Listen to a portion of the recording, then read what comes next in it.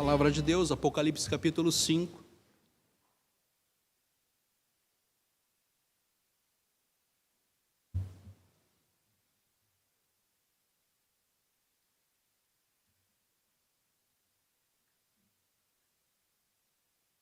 Apocalipse capítulo 5.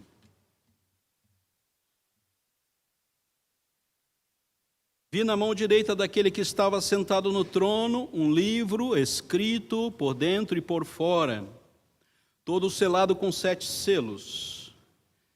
Vi também um anjo forte que proclamava em grande voz: quem é digno de abrir o livro e lhe desatar os selos? Ora, nem no céu, nem sobre a terra, nem debaixo da terra, ninguém podia abrir o livro, nem mesmo olhar para ele. E eu chorava muito, porque ninguém foi achado digno de abrir o livro, nem mesmo de olhar para ele. Todavia, um dos anciãos me disse: não chores. Eis que o leão da tribo de Judá, a raiz de Davi, venceu para abrir o livro e os seus 7 selos. Então vi no meio do trono os 4 seres viventes, e entre os anciãos de pé, um cordeiro, como tendo sido morto. Ele tinha 7 chifres, bem como 7 olhos, que são os 7 Espíritos de Deus enviados por toda a terra. Veio, pois, e tomou o livro da mão direita daquele que está sentado no trono, e quando tomou o livro, os 4 seres viventes e 24 anciãos prostraram-se diante do cordeiro, tendo cada um deles uma harpa e taças de ouro cheias de incenso, que são as orações dos santos, e entoavam um novo cântico, dizendo: digno és de tomar o livro, de abrir os selos, porque foste morto, e com teu sangue compraste para Deus os que procedem de toda tribo, língua, povo e nação, e para o nosso Deus os constituístes reino e sacerdotes, e reinarão sobre a terra. Vi e ouvi uma voz de muitos anjos ao redor do trono, dos seres viventes e dos anciãos, cujo número era de milhões e milhões e milhares, proclamando em grande voz: digno é o cordeiro que foi morto de receber o poder, a riqueza, a sabedoria, a força, a honra, a glória e o louvor. Então ouvi que toda criatura que há no céu e sobre a terra, debaixo da terra e sobre o mar, e tudo o que neles há, estava dizendo: aquele que está sentado no trono e ao Cordeiro, seja o louvor e honra e glória e domínio pelos séculos dos séculos. E os 4 seres viventes respondiam: amém. Também os anciãos prostraram-se e o adoraram. Meu Deus, louvado seja o teu nome, porque a tua palavra é a verdade, e ela tem nos ensinado a viver em Cristo Jesus. Obrigado pela certeza que estamos debaixo do teu cuidado eterno, Senhor, sendo conduzidos na tua pessoa e na tua graça. E todas as coisas estão totalmente ligadas a teu governo e à tua existência. Obrigado porque o Senhor nos reservou um tempo para sermos igreja, e estamos aqui escrevendo a história desta igreja, juntos, neste culto que prestamos de louvor e adoração a Ti. Obrigado porque o Senhor fez a história desta igreja, da qual neste momento fazemos parte. E na liturgia desta igreja, estamos aqui prestando culto ao único Deus verdadeiro. Assim, Senhor Deus, enche o nosso coração com esta plena certeza que o Senhor governa todas as coisas, e nada há de mudar de eternidade a eternidade, pois Tu és Deus. Assim oramos em nome de Jesus. Amém. Queridos, essa aqui é a liturgia da eternidade. O texto de Apocalipse é um texto que fala a respeito das últimas coisas. Mas mais do que falar a respeito das últimas coisas, ele tem o objetivo de consolar o coração da igreja. Essa carta foi escrita para consolar as igrejas que estavam sendo perseguidas. E esse consolo para a igreja deveria acalmar os corações e tranquilizar as pessoas que viviam uma vida em Cristo Jesus. A carta tem muitos simbolismos, mas ela sempre mira na direção de uma revelação eterna. Isto vai acontecer. Isto sempre vai ser determinado por Deus. O homem nada pode fazer, porque Deus já o determinou. E isso consola o coração do crente. Consola a nossa vida diante das dificuldades do nosso tempo presente. Essa data, 11 de setembro, há 21 anos atrás, foi uma data de um grande atentado. Ali morreram quase 3.000 pessoas. Um ato de terrorismo, uma ação humana, buscando resolver os conflitos da humanidade. Alguns entendimentos ideológicos que levaram o mundo a ver uma grande atrocidade. Pasmem, em nome de Deus, em nome de uma leitura de espiritualidade. Ficamos todos chocados com aquele atentado. E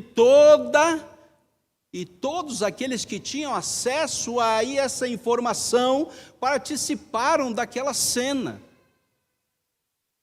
Aquela cena veio aterrorizar nossas vidas. O que vai ser do nosso mundo depois de que o homem, tentando resolver as circunstâncias de conflitos humanos, é capaz de fazer tal atrocidade? E por várias vezes, e por várias circunstâncias, o mundo vai fazer esta mesma cena.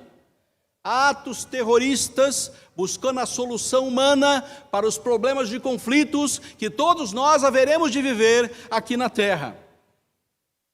Essa é uma dimensão da qual nós não estamos imunes, porque todos nós vivemos aqui na terra durante um tempo à mercê daquela atitude humana de andar longe de Deus e de querer satisfazer os seus próprios desejos e suas próprias vontades sem nenhuma consonância com Deus da eternidade, que faz com que todas as coisas existam e para a eternidade não há limites.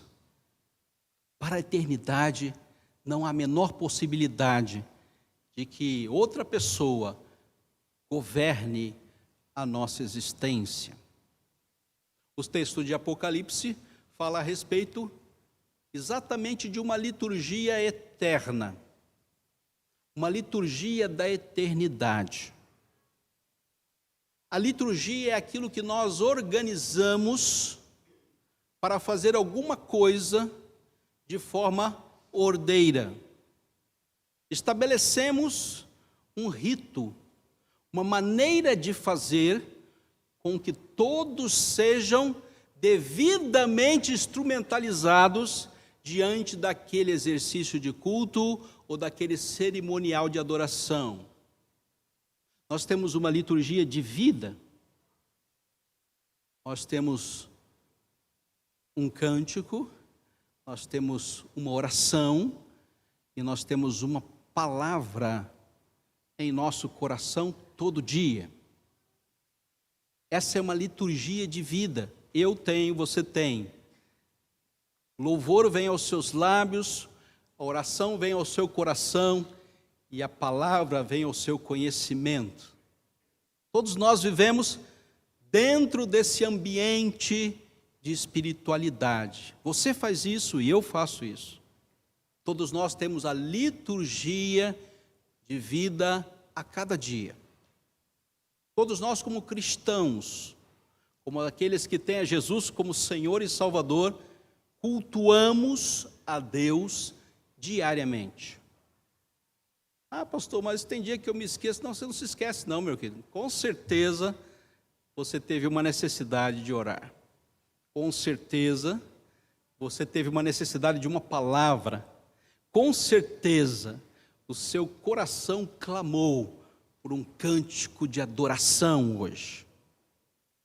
Isso não vai mudar.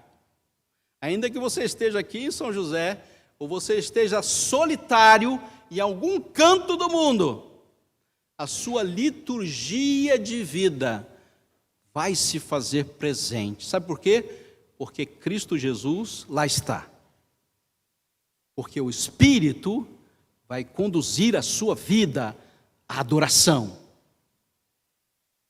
Nós temos uma liturgia de igreja. E aí há uma conclamação, há um grupo de irmãos que se une. Vamos louvar a Deus juntos, vamos cantar, vamos orar, vamos meditar na palavra. E a gente faz isso corriqueiramente e rotineiramente. Mas acima da liturgia de vida e da liturgia da igreja, existe uma liturgia da eternidade. E essa é Deus que faz. De eternidade a eternidade, há um culto a Deus. Há uma prestação de culto a Deus. Está acima da minha vida, está acima da vida da igreja, está acima de toda a criação, e é Deus que faz essa liturgia acontecer. Então a igreja aqui é consolada por uma liturgia da eternidade. É Deus quem convoca. E ele diz: eu estou assentado no trono. E lá no trono, naquele trono onde Deus está, somente os 4 seres viventes, as excelências da terra e de toda a criação, e os 24 anciãos chegarão na presença de Deus, ao grande lago que faz uma grande divisão entre toda a criação e o trono de Deus, Apocalipse capítulo 4. E somente os 4 seres viventes, as excelências da terra e os 24 anciãos, na leitura de algumas teologias, aqui estão as 12 tribos de Israel, e aqui estão os 12 apóstolos, Antigo Testamento e Novo Testamento, na presença de Deus, e somente eles chegam até lá. Ninguém mais é digno de chegar à presença do Todo-Poderoso. E na liturgia da eternidade, Deus reina, e somente Deus reina, ninguém mais. Para buscar toda a criação, é necessário que se abra um livro. Esse livro está na mão do rei, daquele que está sentado no trono. E João vê essa cena, lembrando que João está solitário em uma ilha pedregosa, cheia de pedra. E naquele momento, João tem a visão do que há de acontecer na história. Esse livro tem o desvendar desta história. O que vai acontecer a partir de agora? Somente neste livro há a possibilidade de que nós conheçamos o que virá depois disso. A eternidade para no nosso conhecimento, e só é possível se alguém abrir o livro e lhe desatar os selos. Diz João que aquele livro está na mão direita daquele que está sentado no trono, e somente uma pessoa digna o poderá buscar, abrir a liturgia, o pós-lúdio desse culto. E isso só é possível a pessoa que o próprio Deus vai escolher. E João olha para aquela cena e pergunta ao anjo que ali está e diz: quem é digno de abrir esse livro? João chora profundamente, porque a história da salvação está aqui selada e não pode ser aberta para ninguém. Somente se alguém digno chegar na presença daquele que está no trono. E o único que pode fazer isto é aquele que pode desvendar toda a história. E todos nós, em nossa liturgia de vida, e todos nós, em nossa liturgia de igreja, nunca chegaremos lá com dignidade para ver a história aberta e a glória nos recebendo para morarmos eternamente. Então, queridos, aqui há uma cena importante para nós. Temos que fazer alguma coisa. E João chora profundamente a tristeza de não ver ninguém digno para abrir o livro e lhe desatar os selos. Mas Deus continua a sua liturgia. E Ele nos chama a cantar 3 cânticos. O verso de número 9, verso de número 10. Ele chama alguns para cantar o primeiro cântico. E quando tomou o livro, os 4 seres viventes e os 24 anciãos prostraram-se diante do Cordeiro. Foi achado alguém digno. O anjo informa a João e diz: não chores, porque o leão da tribo de Judá venceu. E ele é digno de abrir o livro e os seus 7 selos. Nesse momento, ele chega na presença daquele que está no trono e pega da mão direita daquele que está no trono e desata os selos e abre o livro e desvenda a história. E a liturgia da eternidade tem a sua continuidade, agora pode ter o seu capítulo final. Todos nós estaremos lá de alguma forma. Deus há de nos reunir para essa grande liturgia da eternidade. O primeiro canto está no verso 9 e no verso 10. Digno és de tomar o livro e de abrir os selos, porque foste morto, e com o teu sangue compraste para Deus os que procedem de toda tribo, de toda língua, de todo povo, de toda nação. E para o seu Deus o constituíste reino e sacerdotes, e reinarão sobre a terra. O cântico aqui é de adoração. E o primeiro cântico dessa liturgia tem um grupo de pessoas que pode cantar. Está aí no verso de número 8. Os anciãos, os seres viventes, os 24 anciãos prostraram-se diante do Cordeiro, tendo cada um deles harpas e taças de ouro cheias de incenso, que são as orações dos santos, e entoavam um cântico de adoração. E na liturgia da eternidade existe um grupo de pessoas que na eternidade o fazem, das quais nós não acompanhamos. E somente aqueles que estão diante do trono, os 24 anciãos e os 4 seres viventes, levando as nossas orações, não a nós, mas as nossas orações. Somente a nossa espiritualidade está na presença de Deus, mas nós não podemos cantar o primeiro cântico. O primeiro cântico é reservado àqueles que estão diante do trono. Por que isso é tão importante para Deus agora? Porque isso é tão importante para que nós estejamos aqui na terra sendo consolados. Porque existe algo acima de nós, das quais nós só comparecemos em espírito e em verdade. Não foram as pregações que estavam diante do trono. Não foi os louvores que estavam diante do trono.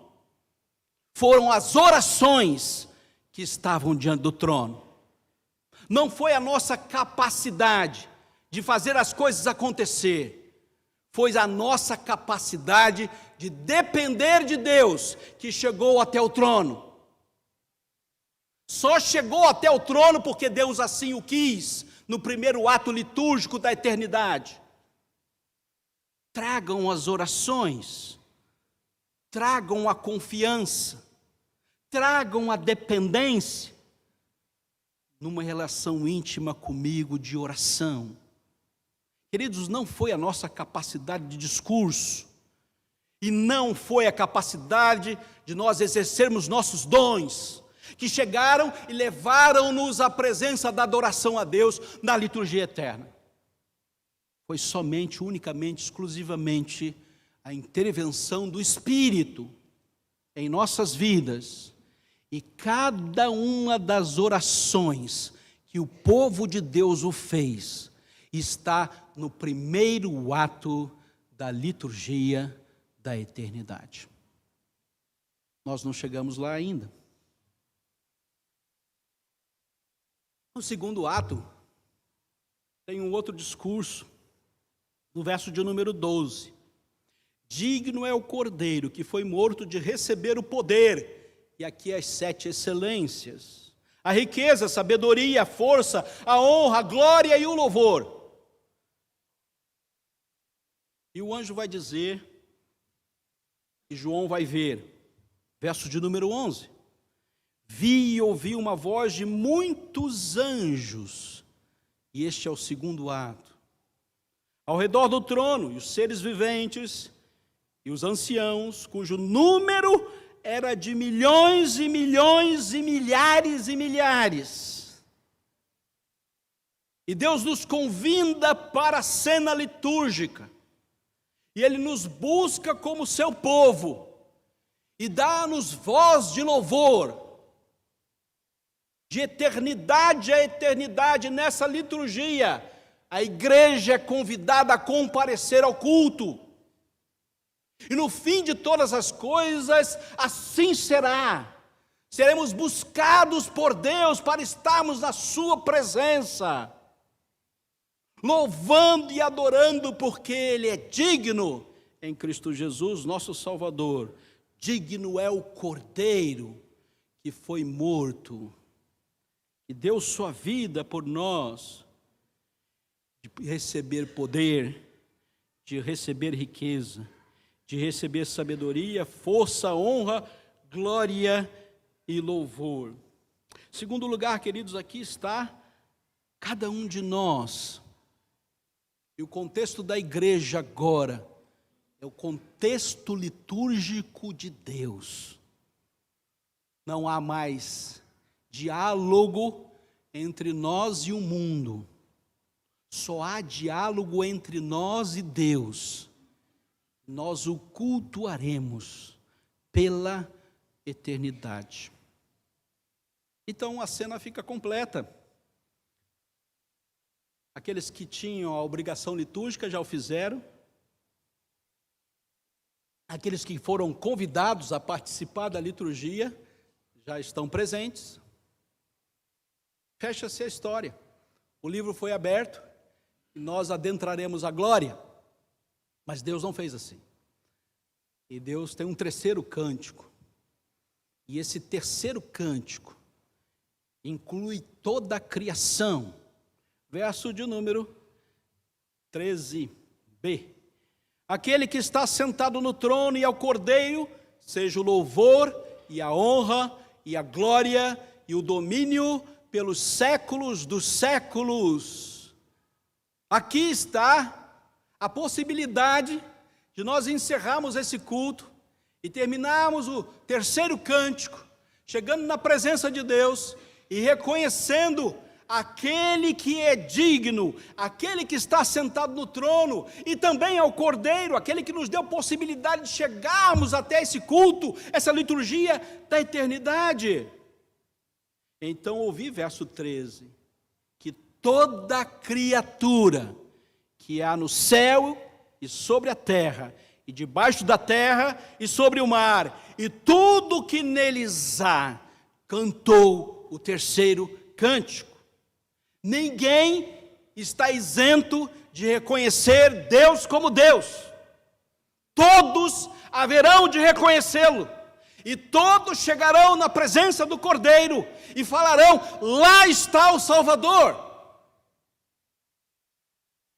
Uns para a salvação eterna e outros para a perdição eterna.